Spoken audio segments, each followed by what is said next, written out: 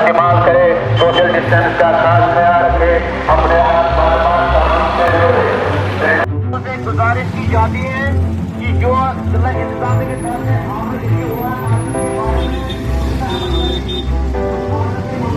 गुजारिश की जाती है कि उस ऑर्डर पर अमल पेरा हो जाए। जिस किसी भी दुकानदार को उस ऑर्डर की खिलाफवर्जी करते हुए कानूनी कार्रवाई की जाएगी। ज्यादा कार्रवाई करके उस ऑर्डर पर सभी लोग मार्केट में घूम रहे हैं,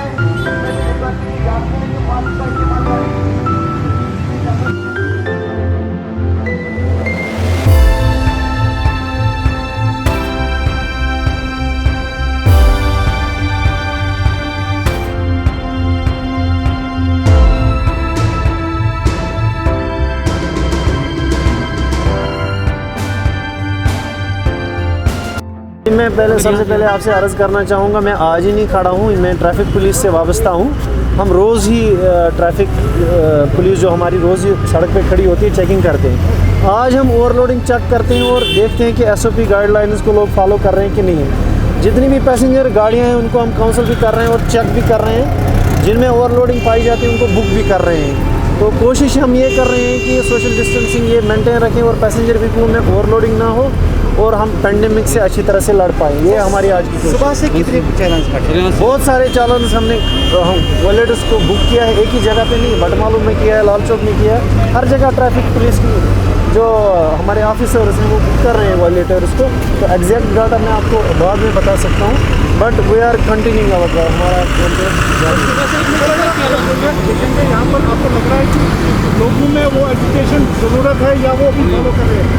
मैं लोगों से यही गुजारिश करता हूँ, बार बार आज भी आपके माध्यम से गुजारिश करूँगा कि अगर आप पैसेंजर गाड़ी में बैठते हैं, अगर आपको लगता है कि कैपेसिटी पैसेंजर गाड़ी की फुल हो गई है, बराए मेहरबानी उसमें मत बैठिए, इंतज़ार करिए, ओवरलोड में मत बैठिए। तो एक्स्ट्रा कैपेसिटी के तौर पर आप गाड़ी पे मत चढ़िए, आप अवॉइड कीजिए। यही हमारी गुजारिश रहेगी। थैंक यू, शुक्रिया।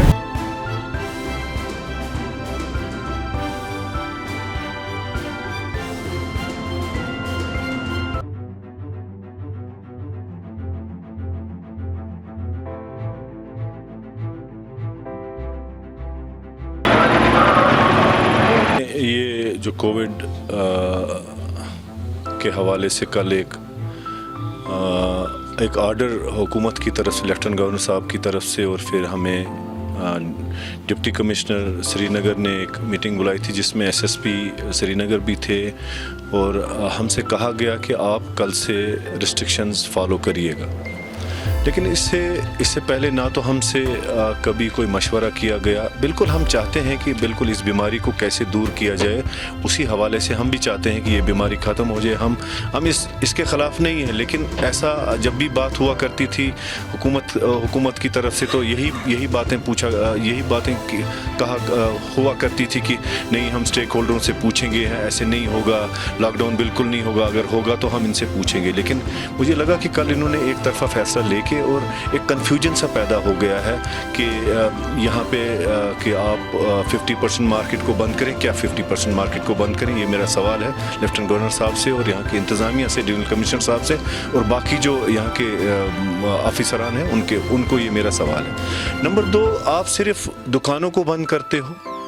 देखिए ना, या तो आप इस बीमारी को आप इसी हवाले से देखिए कि जैसे प्राइम मिनिस्टर ऑफ इंडिया ने कल वजाहतन कहा कि लॉकडाउन कोई सलूशन नहीं है, आप कुछ और मतलब बाकी चीज़ें देखें। तो उन चीज़ों को देखना, आप सिर्फ तो जो ट्रैवलर्स हैं उनका ना तो टेस्टिंग हो रही है। देखिए, आप लखनपुर में टेस्टिंग कराइए, आप लोअर मंडा में जो बाई रोड आ रहे हैं आप उनको वहाँ पर टेस्टिंग कराइए, कोई टेस्टिंग नहीं हो रही है। ये खुद कह रहे हैं कि 6 बजे के बाद जो भी गाड़ियाँ या मालबरदार गाड़ियां जितनी भी आती हैं, जो भी यहाँ पे मालबरदार गाड़ियां आती हैं, उनमें जो 2-2 लोग होते हैं, अगर 3-4 हज़ार गाड़ियां हैं तो रोज़ के यहाँ जब भी ट्रैफिक डाउन होता है, जब भी अप ट्रैफिक होता है तो 8,000 लोग उनमें होते हैं। तो उनको कौन टेस्टिंग करेगा?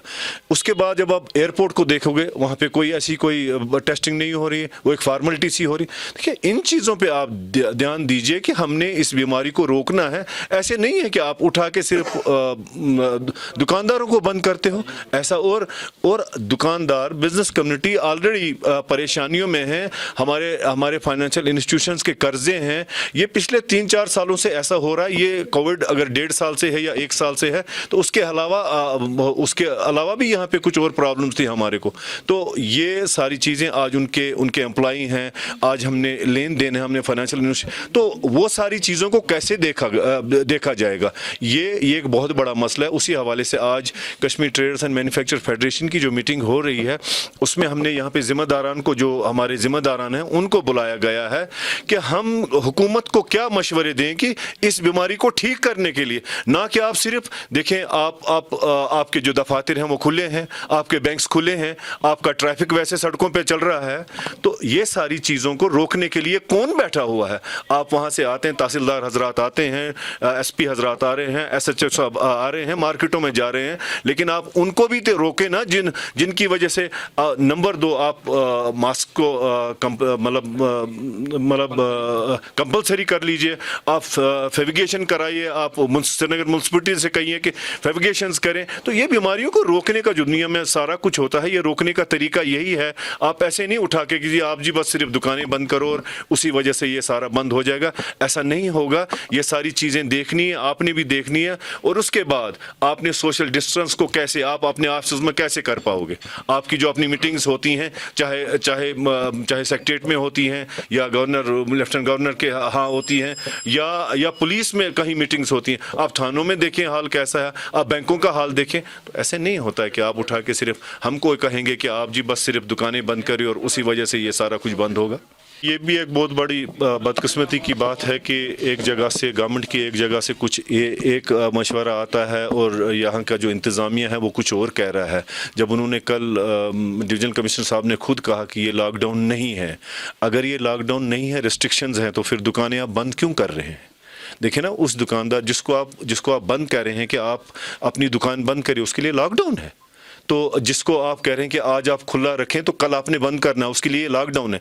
तो ये सारी चीज़ें ऐसे नहीं होती हैं, आपने कहीं से उठा के ये सारी चीज़ें कर ली। मुझे लगता है कि स्कूल है वो आपने कर दिया, आप ऑफिस को भी तो बंद करें ना, चलें ऑफिस को बंद करें ना आप, उसके बाद हम फिर देखेंगे। आप उन्हीं को बंद करें जिनसे आपकी कमाई हो रही है, जिनसे आपके टैक्सेस आ रहे हैं, आप उन्हीं को बंद करें, और कल उसके बाद हमें अपने टाइम पे टैक्स भी देना, अपने टाइम पे इंटरेस्ट की जो EMIs है वो भी देनी है। तो वो कल कौन देगा?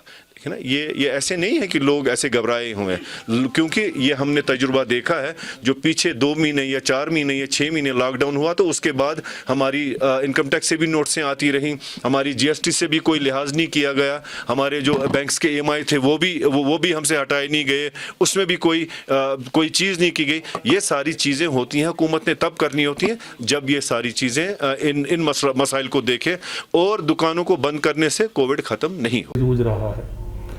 हमारे देश में भी कोरोना का प्रकोप तेजी से फैल रहा है। कोरोना से बचाव के 2 प्रभावी उपाय हैं। पहला, कोरोना एप्रोप्रिएट बिहेवियर, व दूसरा वैक्सीनेशन। मैं ट्रांसपोर्ट डिपार्टमेंट के सभी एम्प्लॉइज से तथा ट्रांसपोर्ट डिपार्टमेंट से जुड़े सभी स्टेक होल्डर्स जैसे ट्रांसपोर्टर्स, ड्राइवर्स, कंडक्टर्स आदि से रिक्वेस्ट करता हूं कि अपनी स्वस्थ सेहत तथा अपने परिवार, सहकर्मियों व सहयात्रियों की सुरक्षा हेतु कोरोना के खिलाफ जंग में सरकार का साथ दें।